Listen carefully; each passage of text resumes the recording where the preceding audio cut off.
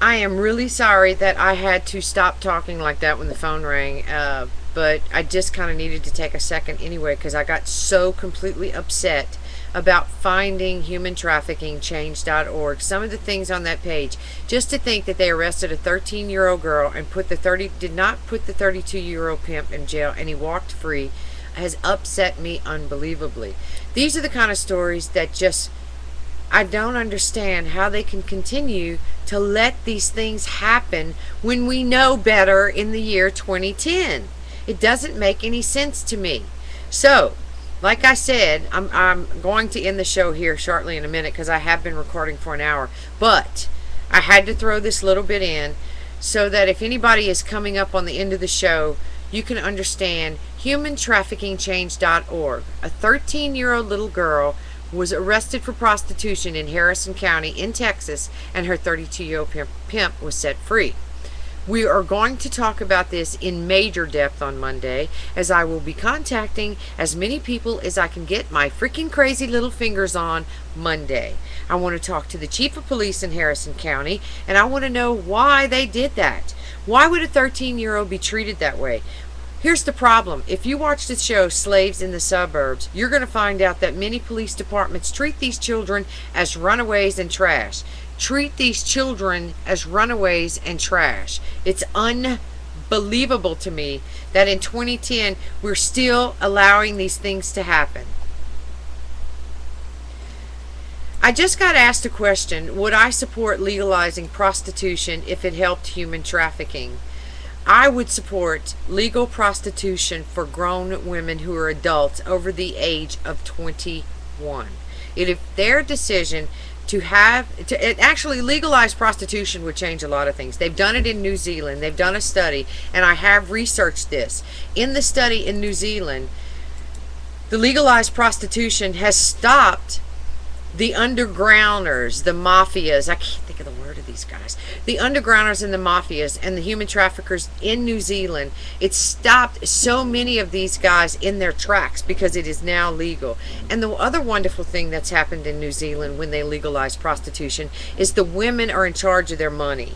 The brothels, they can own their own brothels and they can do their own things. So they're not controlled. Whenever you have an entity that is controlling women, in those situations of prostitution, absolutely 100% should not happen. Even the Bunny Ranch in the United States in Nevada, where it is legal, those women are still under control.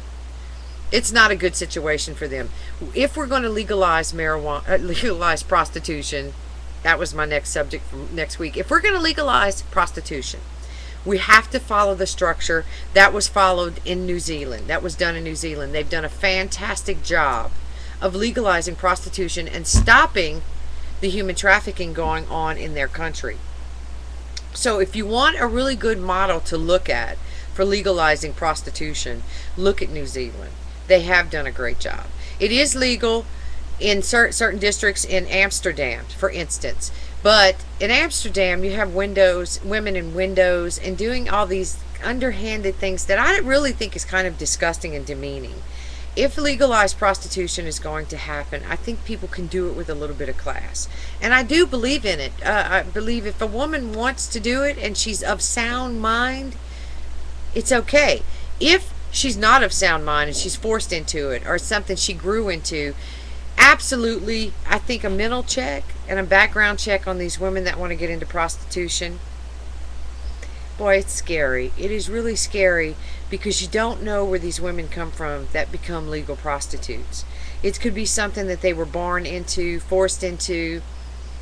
It just has to be examined so deeply. But, like I said, I have done the research and I've looked at different brothels in different situations, and New Zealand seems to be the only one to have a clean act on what can happen with people legally prostitution. They have proven that we can stop human trafficking. We can stop the bad guy if you legalize it and do it right. So I'm going to say yes to legalizing prostitution. Absolutely. If anybody else has any more questions, please let me know. I would be more than happy to answer your questions. In the meantime, I want you to go to ECPAT, okay? ECPATUSA.org. And the reason I make a big deal out of ECPAT is because they've done a great job of putting out the statistics on human trafficking. They've done a great job of finding alternatives for these children. They put the statistics up.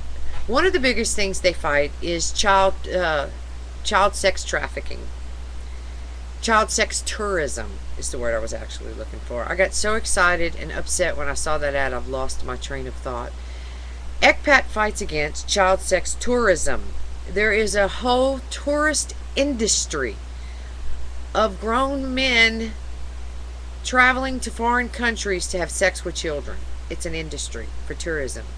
25% of the people that use this tourism are from the United States. You might know one of them. You might not.